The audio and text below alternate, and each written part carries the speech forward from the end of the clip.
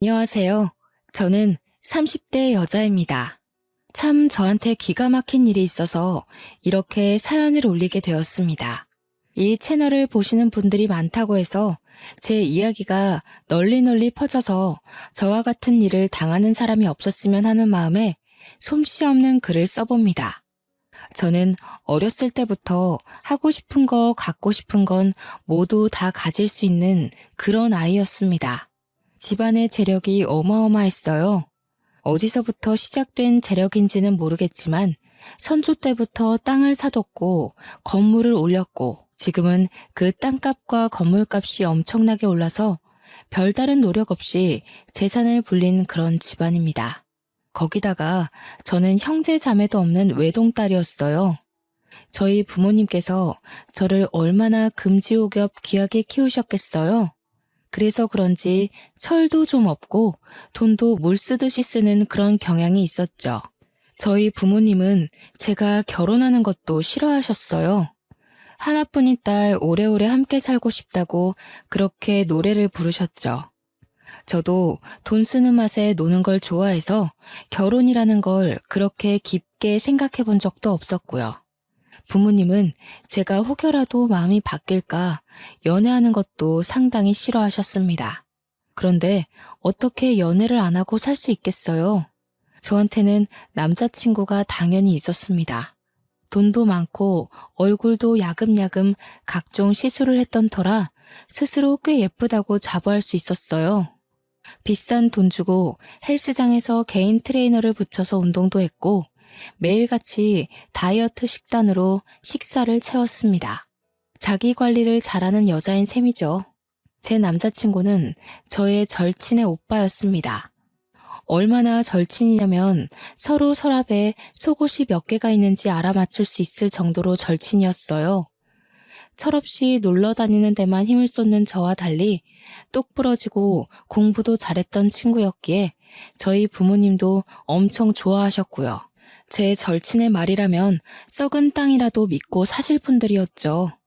처음 절친의 오빠와 사귀게 된 계기는 별것 없었습니다.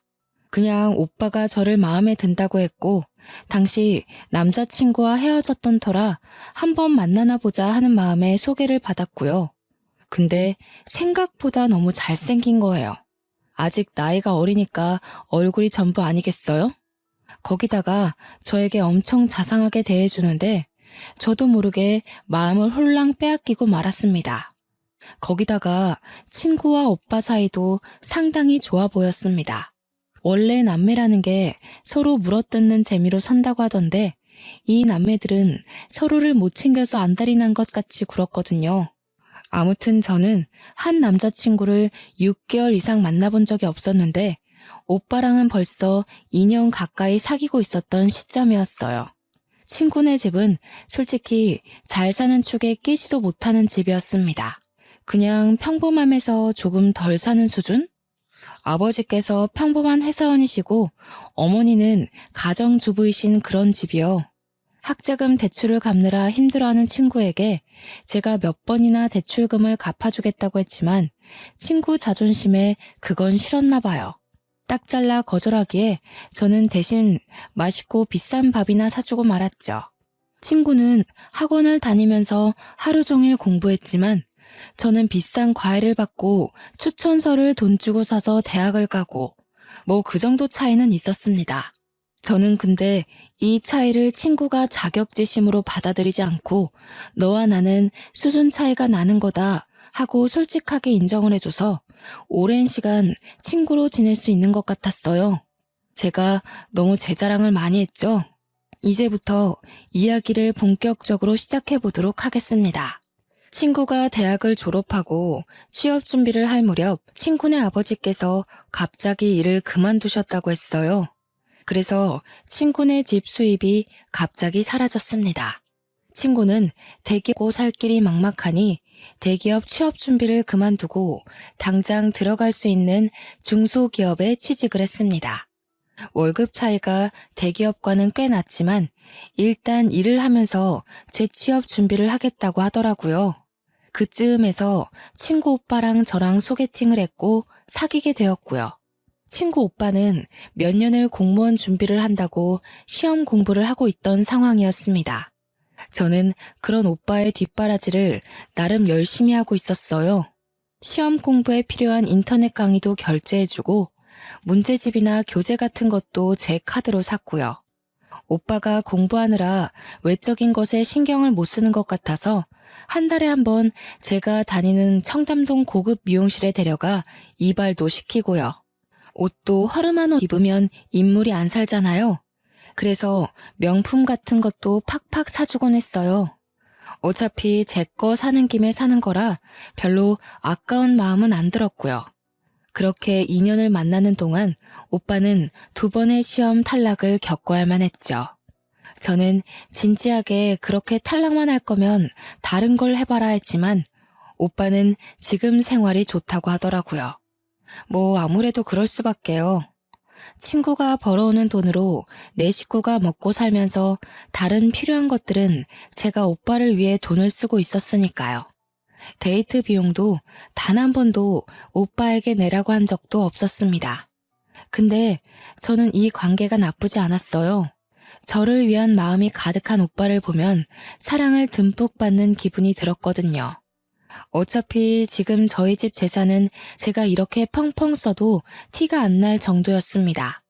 아무튼 그렇게 2년을 만나다 보니 오빠네 집에서도 그렇고 오빠도 그렇고 결혼 이야기가 나오는 것 같더라고요. 프로포즈를 받긴 했는데 제가 꿈꿔왔던 노을 지는 석양을 바라보며 티파니 반지를 받는 게 아니라 고작 모텔 방을 풍선으로 꾸며놓고 결혼해 줄래? 들은 게 끝이었어요. 그래도 뭐 저를 위해 큰돈 썼다면서 어디서 샀을지 모르는 다이아 반지도 들고 오긴 했더라고요. 뭐 3부쯤 되려나? 손가락에 끼우면 티도 안 날 것 같았지만 멋쩍어 하는 그 모습이 귀여워서 받아주었습니다. 그래도 2년 동안 연애하면서 참 행복했었거든요. 그 마음이 고스란히 느껴지면서 뭐랄까 기대했던 프로포즈와는 전혀 달랐지만 마음을 뭉클하게 만드는 그런 게 있었어요. 저는 집에 와서도 프로포즈를 받았다고 이야기하면서 반지 자랑을 했어요. 축하한다는 어머니와 달리 아버지는 상당히 뾰루퉁해 계셨습니다. 그 반지 알도 안 보이는데 그런 걸 받고 결혼을 하겠다고? 마음에 드는 반지야 다시 사면 되지? 보니까 집안 수준 차이도 좀 나는 것 같고 딱히 직장도 없다던데 어떻게 살려고 그래? 어차피 아빠가 준 건물도 있고 지금 나 돈 쓰는 거에 문제 하나도 없잖아요. 나 결혼하면 설마 카드 뺏어가려고 그래요? 아니 그런 건 아니지만 그래도 좀 있는 집 아들이랑 결혼해야 나중에도 잘 먹고 잘 살고 하지 않겠냐 이거지.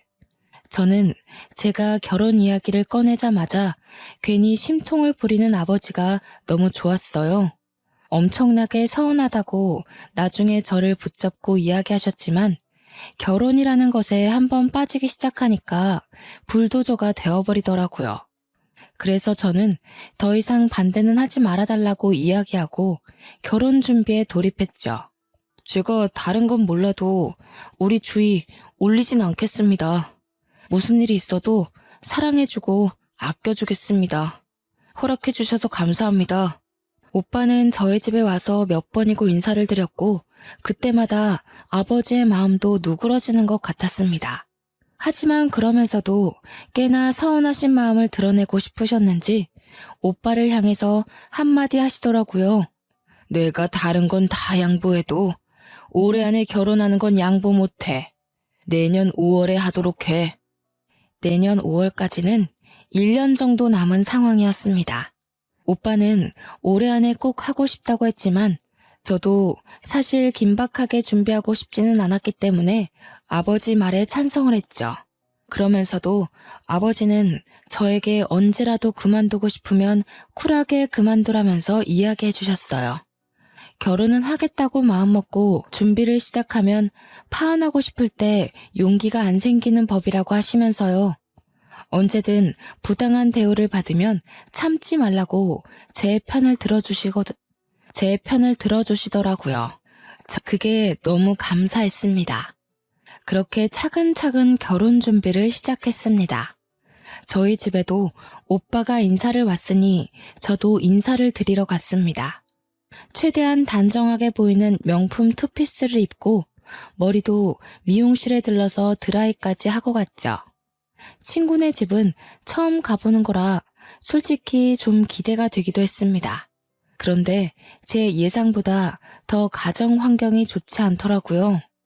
군데군데 곰팡이 쓸어있는 벽지에 방은 그래도 3개가 있었지만 오빠가 사용하는 방은 정말 작아서 옷방으로 사용해야 할 것 같은 방이었어요. 오빠는 저에게 침대 하나만 있으면 되지 다른 건 필요 없어서 이 방을 선택했다고 하더라고요. 저는 그때 참 우애 좋은 남매라는 걸 다시 한번 느꼈습니다. 오빠가 더 큰 방을 사용할 수 있었음에도 동생을 위해 양보한 거니까요. 인사를 드리러 간 날 친구는 야근을 해야 된다고 저에게 미리 연락을 해주었어요. 집에 가서 인사 잘 드리라면서 화이팅이라고 문자도 보내주었고요. 은근 제 편을 들어줄 친구가 없으니 긴장이 되긴 하더라고요. 미리 준비해온 한우 세트를 사들고 방문을 하니 어머니께서 저를 반갑게 맞아주셨습니다. 아니, 뭘 이런 걸 다 사왔어. 인사를 드리러 오는데 빈손으로 올 수 없죠. 안 그래도 매번 명절마다 우리 딸 통해서 선물 보내줘서 고마워. 배고프지? 어서 밥 먹자. 저는 밥 먹자는 말에 좁디 좁은 식탁에 앉았는데 깜짝 놀라고 말았습니다. 저희 집에 오빠가 인사를 드리러 왔을 때는 가정부 어머니께서 상다리가 부러질 정도로 사내 진미를 다 모아서 음식을 차려주셨었거든요. 그런데 식탁에 올라와 있는 음식이 고작 김치찌개와 나물 반찬, 김 같은 게 전부였습니다. 간만에 요리하려니까 삭신이 쑤시더라. 설거지는 우리가 할 테니까 밥 먹고 좀 쉬어. 저는 오빠의 말에 2번 놀랐고요. 아무리 그래도 집에 결혼을 위해 인사를 드리러 온 손님인데 설거지라뇨. 저는 집에서도 설거지를 해본 적이 없습니다. 입주 가정부 아주머니께서 야식까지 꼬박꼬박 챙겨주시니까요. 거기다가 일도 하지 않으시는 가정주부인데 김치찌개 끓이시고는 삭신이 쑤신다고 하시는 게 좀 이해가 가지 않았습니다. 근데 그렇다고 제가 이 자리를 박차고 나갈 수 있는 건 아니었으니까 조용히 밥을 먹었습니다. 그릇에 이도 나가고 생각보다 더 어려운 형편인가 싶어서 걱정이 되긴 했습니다만 티는 내지 않았어요. 식사를 마친 뒤 정말로 설거지를 하러 가는 오빠를 보면서 나도 도와야 하나 우물쭈물하고 있는데 아버님이 저에게 앉아서 쉬라고 하시더라고요. 저는 냉큼 거실 소파에 앉았습니다. 그러자 어머님께서 저에게 별로 곱지 않은 시선을 보내는 듯 했어요. 아이고, 우리 아들이 간만에 설거지하느라 고생하겠네. 저에게 설거지를 하라는 의미인가 싶었지만 아버님께서 기침을 하자 어머님의 볼멘 소리가 줄어들었습니다. 갑자기 뭔가 생각난 듯 낡은 냉장고에서 과일을 꺼내오시더라고요. 그러더니 저에게 과도를 지어주시는 게 아니겠어요? 우리 며느리 과일 얼마나 예쁘게 깎나 한번 보자. 저는 과일도 제 손으로 깎아본 적이 없었기 때문에 너무나도 당황스러웠습니다. 그렇다고 여기서 과일을 깎아본 적이 없다고 과도를 어머니께 다시 쥐어드릴 수 있는 상황이 아니라서 조용히 사과를 깎아내었어요. 어머, 얘 과일 깎는 것 좀 봐. 이렇게 깎으면 뭐 먹을 게 있겠니? 아깝게 껍데기에 살이 다 붙었네. 아휴, 과일도 하나 못 깎아서 어떡해?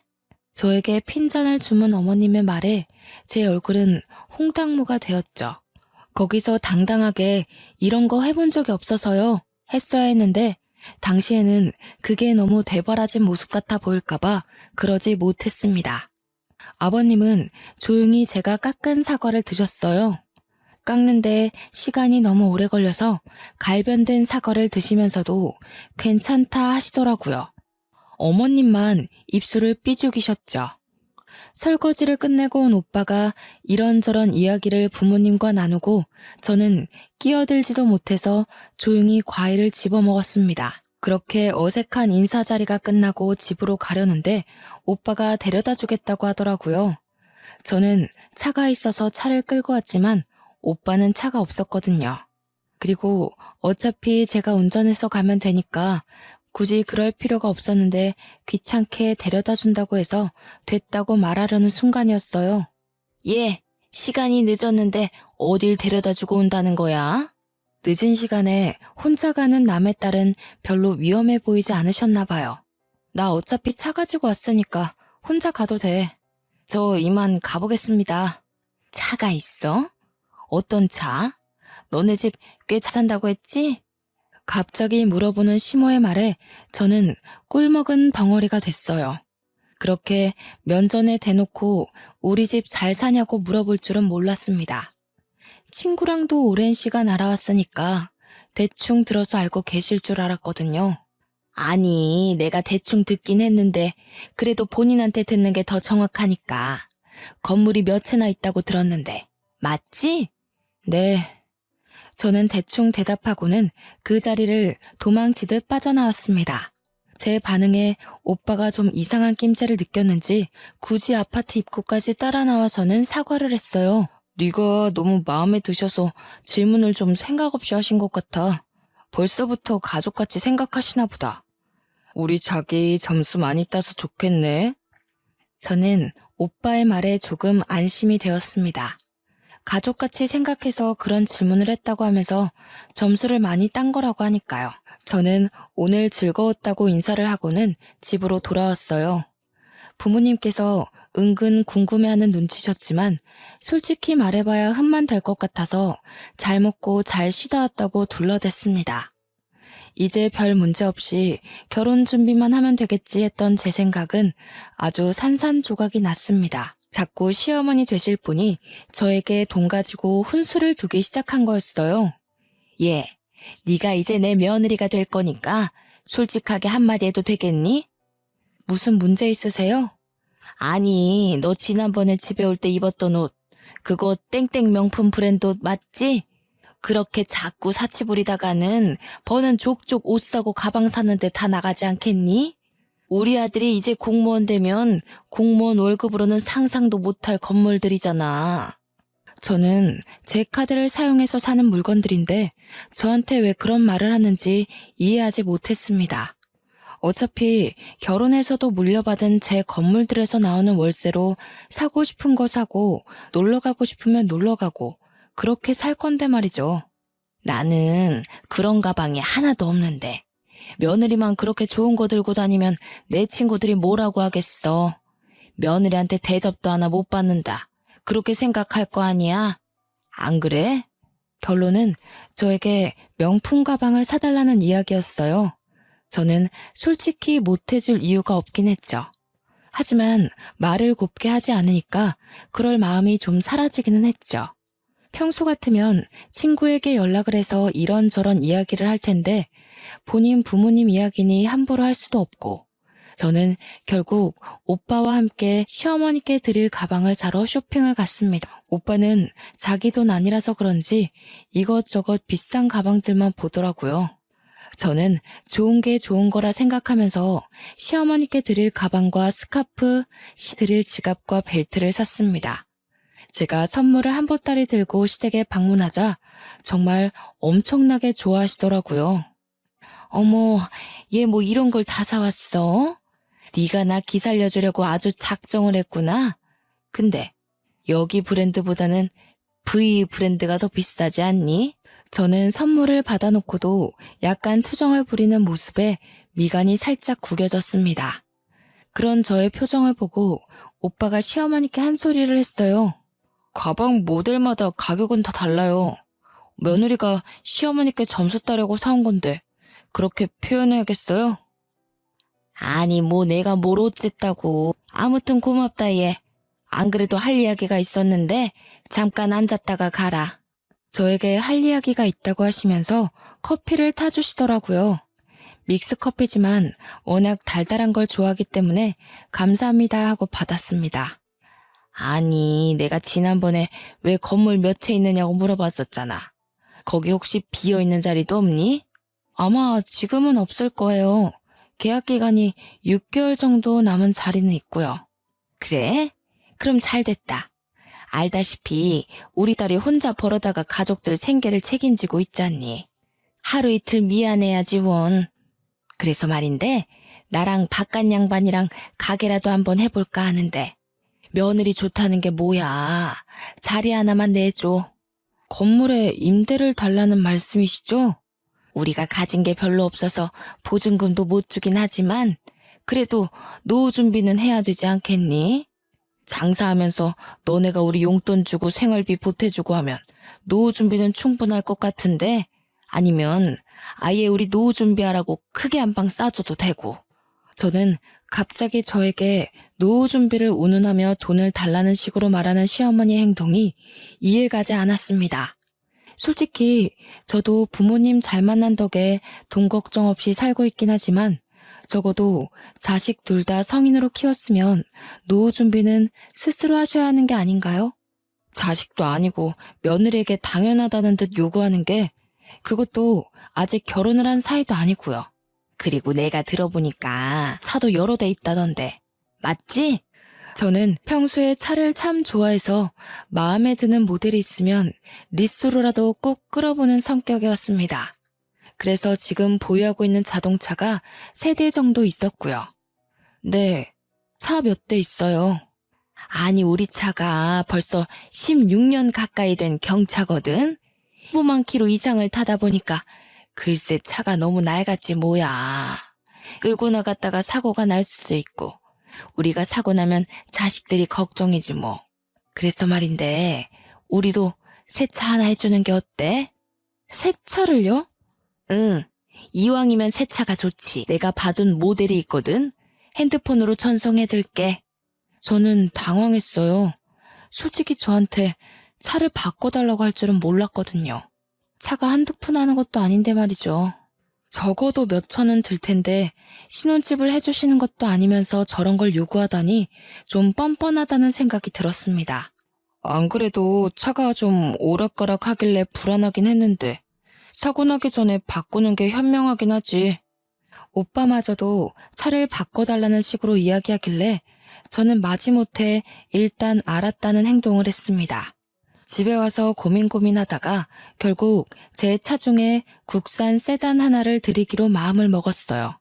그 차도 제가 소중하게 생각하는 차였지만 지금 새 차를 계약하기에는 시간도 오래 걸릴 것 같았거든요.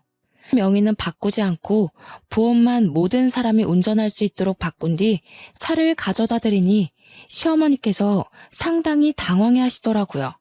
예, 지금 이 차 우리 타라고 준 거니? 네, 국산차 모델 중에서는 고가 세단이고 배기량도 좋고 관리하시기도 어렵진 않을 거예요. 보험도 제가 받고 나서 바로 타시면 돼요. 시어머니는 알겠다고 하시고는 집으로 획 들어가 버리셨어요. 아무리 그래도 차 한 잔 먹고 가라는 소리도 없이 그러셔서 조금 서운했습니다. 일단 차도 해드렸겠다. 이제 혼수만 제대로 준비하면 되려나 싶었습니다. 근데 문제는 거기서 끝나지 않았습니다. 신혼집을 제대로 정하지 못한 거예요. 저는 오빠에게 넌지시 신혼집에 대해서 물어보았습니다. 우리 집은 어디로 해주신대?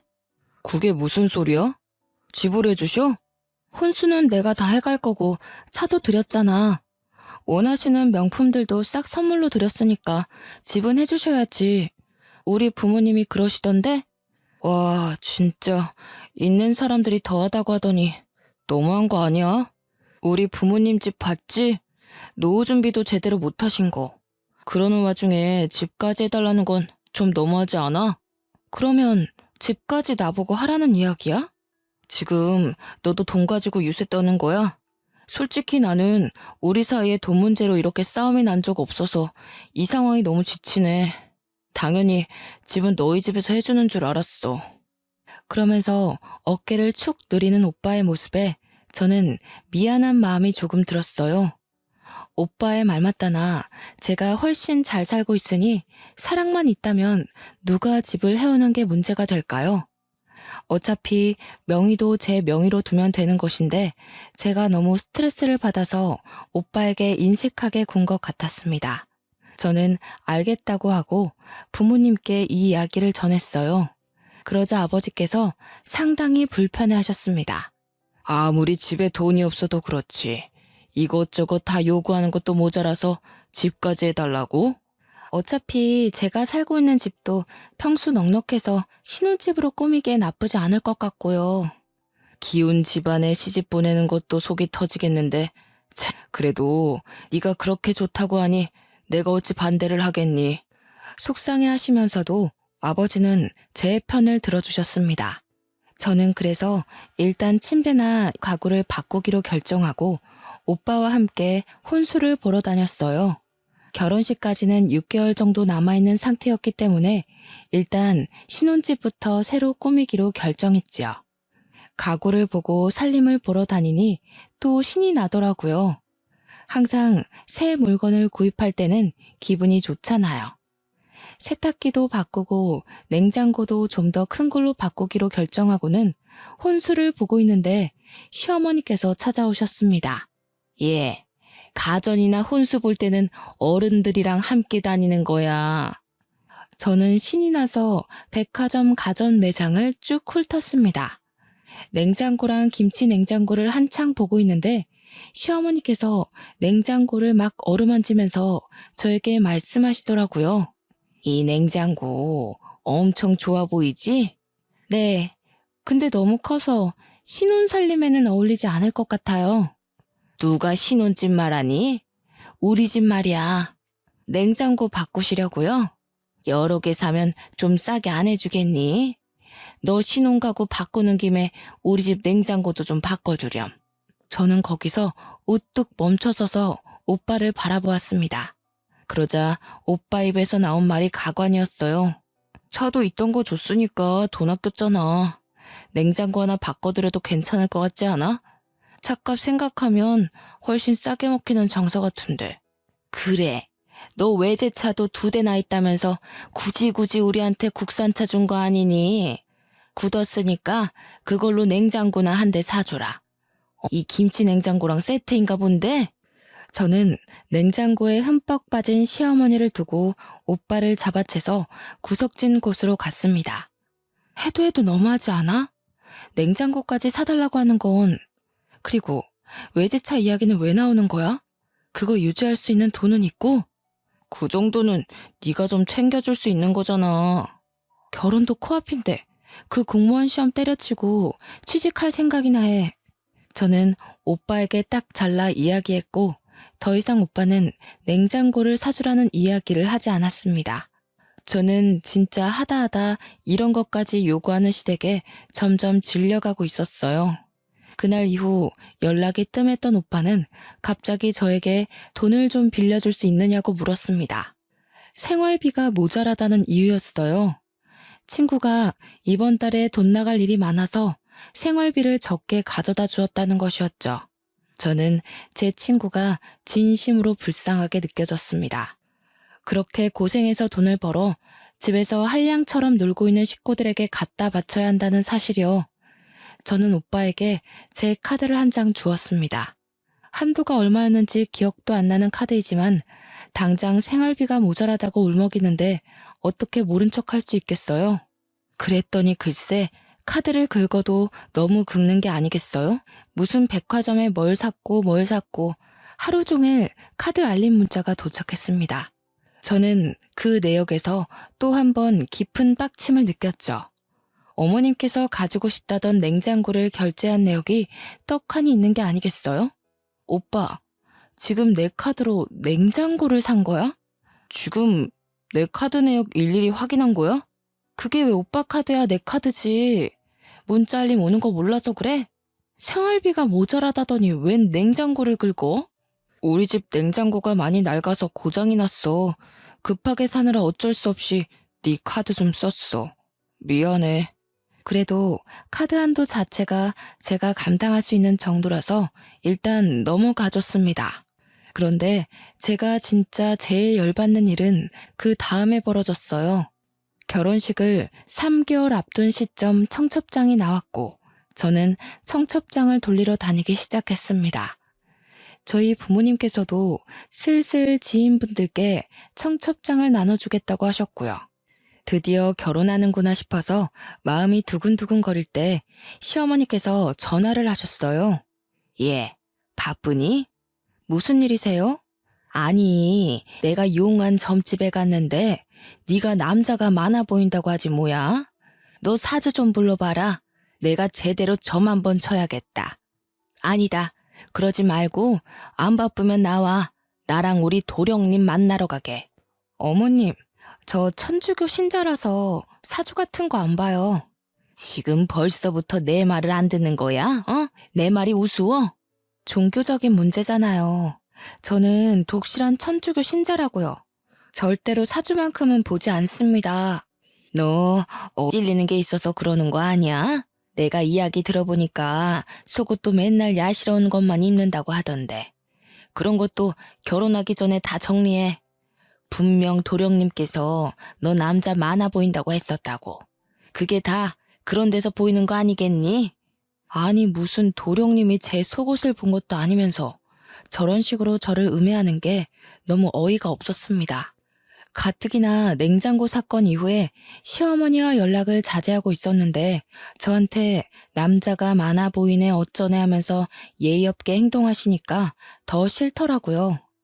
점점 전화에 대고 잔소리하는 것도 질려가서 휴대폰을 슬쩍 귀에서 떼고 딴짓을 하고 있는데 선을 넘으시더라고요. 내가 우리 딸한테 들으니까 너 한 남자를 오래 못 만난다고 하더라. 나중에 바람이라도 피면 위자료 아주 단단히 준비할 거야. 알겠어? 저는 기가 막히고 코가 막혔습니다. 제 절친이 그런 소리를 했다는 것도 믿기지 않는 일인데 위자료 이야기를 꺼내는 거 정상일까요? 저는 청첩장을 모조리 찢어버리고 싶었습니다. 지금까지 제가 해간 것만 해도 얼마인지 가늠이 되시나요? 무려 갖은 명품들에 차도 한 대 들였고 신혼집도 제 명의의 집에서 시작하기로 한 마당에 거기에 냉장고까지. 오빠는 그 와중에도 뭘 하고 다니는지 제 카드로 사치를 부리는데 여념이 없었습니다. 저는 더 이상 참을 수 없었습니다. 일단 시작이 절친의 말에서 비롯된 거라고 하시니 저는 제 친구에게 전화를 걸었습니다. 껏 지친 목소리로 저의 전화를 받더라고요. 너 도대체 집에다가 무슨 소리를 하고 다닌 거야? 내가 무슨 소리를 어떻게 하고 다녔다는 거야? 뭔데 다짜고짜. 어머님께서 내가 무슨 야한 속옷을 입는다는 둥, 한 남자를 오래 못 만난다는데 바람 피면 위자료 두둑하게 준비하라는 둥, 이게 다 무슨 소리냐고. 나도 처음 듣는 소리야. 그게 말이 돼? 어머님께서 너한테 들었다고 이미 다 말씀하셨어. 친구는 한참 동안 말이 없다가 한숨을 푹 내쉬더라고요. 그렇게 입 조심하라고 했는데 내가. 그래, 뭐 틀린 말도 아니잖아. 너 여태 연애했던 사람들 6개월 이상 만난 거 본 적 없고 속옷도 야한 거만 입는 거 내가 모르겠어? 오히려 당당하게 나오니까 제 말문이 턱 막히더라고요. 내가 그거 다 알면서도 우리 오빠 소개시켜준 거야. 그러니까 나한테 잘해. 이제 나 너의 신우이인 거 잘 알지? 인터넷 카페 글만 봐도 신우이한테 밑보였다가 당하는 사람이 얼마나 많은데. 내가 왜 너한테 잘해야 되니? 사람 기분 나쁘게 만들지 마. 시집살이 제대로 당하고 싶어서 그래? 청첩장도 나온 마당에 이제 와서 파혼이라도 하게? 파혼하면 너네 부모님 얼굴에 먹칠하는 거라는 거 몰라서 그래? 저는 제 절친이 왜 저한테 이렇게 날카롭게 구는지 이해를 할 수가 없었습니다. 서로의 단짝이고 영혼까지 나눴다고 생각했던 친구였는데 저 이렇게 나를 세우니 서운해서 눈물이 나오더라고요. 유일하게 제가 믿고 의지했던 자격지심 없던 친구였으니까요. 내가 너한테 무슨 실수라도 했어? 갑자기 왜 이래? 솔직히 너무 서운하다. 뭐가 서운해? 나는 네가 우리 집에 시집 오면 우리 부모님 좀 챙길 줄 알았어. 내가 못 챙긴 게 도대체 뭔데? 부담 주지 말라고 해서 신혼집도 혼수도 다 내가 내 돈으로 했어. 너희 집 냉장고도 내 돈으로 바꾼 거고 차도 들였어. 그것뿐이야? 원하시는 명품들도 다 사다 바쳤는데 내가 뭘 안 챙겼다는 거야? 너 남는 건물 거기에 우리 부모님 가게는 왜 쏙 빼먹어? 우리 부모님 6개월 남은 그 자리에 가게 들어간다고 얼마나 좋아하셨었는데. 거기 연장 계약했다며? 거기는 이미 오랜 시간 있던 자리라서 어쩔 수 없이 연장한 거지. 그리고 내 건물 내가 알아서 사용하겠다는데 왜 네가 나한테 화를 내? 내가 좀 알아봤어. 너 가진 건물들 중에 강남에 A타워 있지? A타워는 제가 가진 건물 중에 가장 비싼 건물이었어요. 한 달에 들어오는 월세만 해도 어마어마했습니다. 그 건물 월세가 워낙 비싸기도 하고 장사가 조금만 안 돼도 빛나기 딱 좋은 곳이라 웬만한 체인점 아니고서야 입주할 엄두를 못 내는 곳이었습니다. 그런데 그 건물을 딱 이야기하지 않겠어요? 거기 1층 전체를 우리 부모님 가게 내드리는 게 좋을 것 같아. 우리는 월세만 2천인 자리였습니다. 지금 보증금도 한 푼도 안 내면서 월세 2천짜리 자리를 그냥 달라는 것이었습니다. 저는 처음으로 제 절친에 대한 부정적인 생각들이 머릿속을 헤집었습니다. 그동안 친하게 지냈던 게 다 이런 큰 그림을 위한 건 아니었을까? 나에게 오빠를 소개시켜준 의도가 다 내 재산을 노리고 한 짓은 아니었을까? 그렇게 생각하고 나니 저에 대한 자격지심이 없었던 것까지 한 방에 이해가 되더라고요.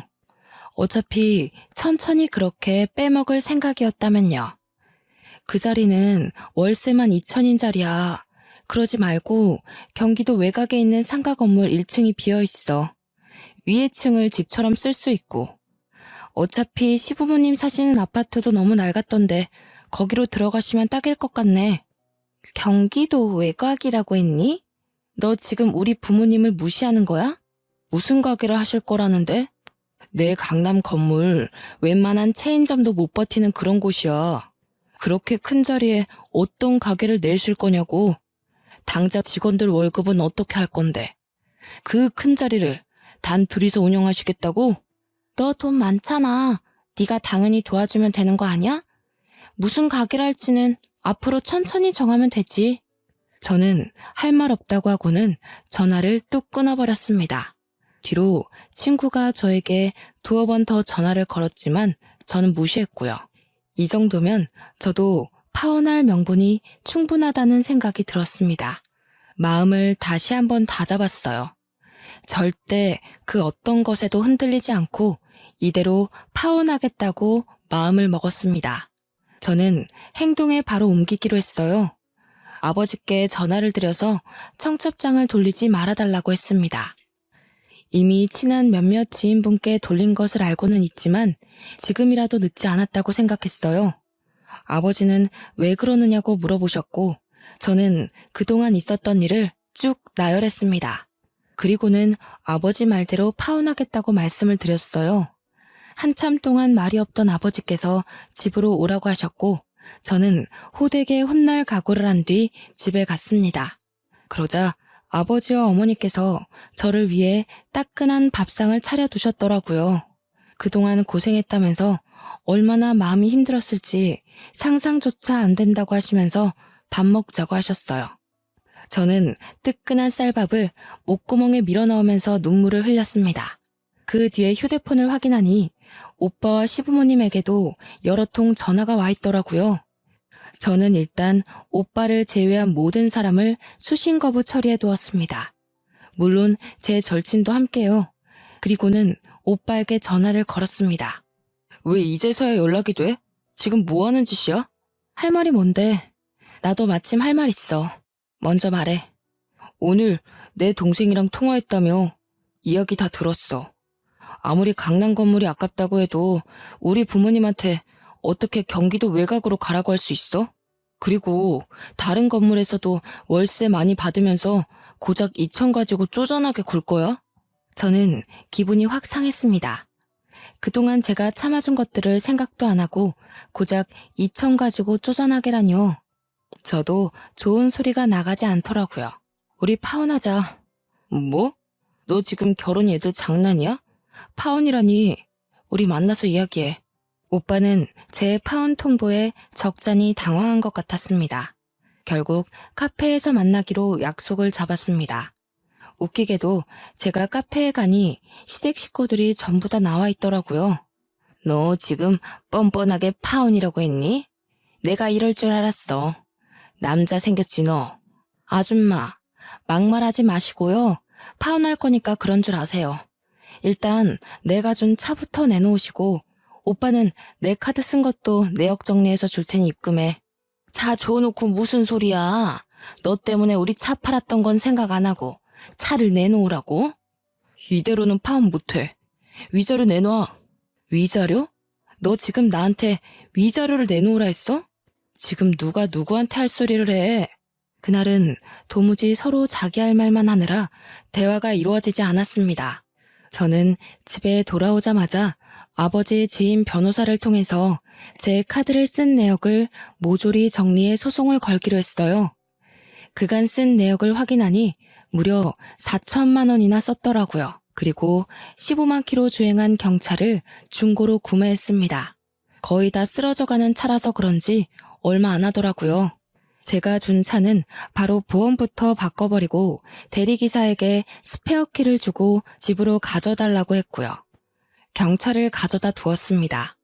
제가 도무지 파혼에 대한 생각을 굽히지 않자 저에게 미안하다고 집 앞으로 찾아와 빌고 있는 오빠에게 경차 차키를 던져주었습니다. 저에게 치사한 거 아니냐고 하더라고요. 저는 대꾸하지 않고 다음날 변호사를 통해 내용 증명도 보냈고요. 당장 돈 때문에 발등에 불이 떨어진 오빠네 가족 모두 다 저희 집에 찾아와서 울고 불고 빌고 나중에는 소 지르고 난리를 치더라고요. 저는 조용히 경찰을 불러서 해결했습니다. 아버지는 제게 아주 강단 있는 결정을 했다면서 칭찬해 주셨고요.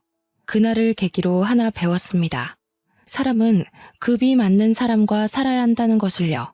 비록 절친을 잃었지만 어차피 겉과 속이 다른 사람이었으니 큰 미련 두지 않기로 했습니다. 저는 제가 살던 집을 처분했고 지금 본가에 들어와 살고 있어요.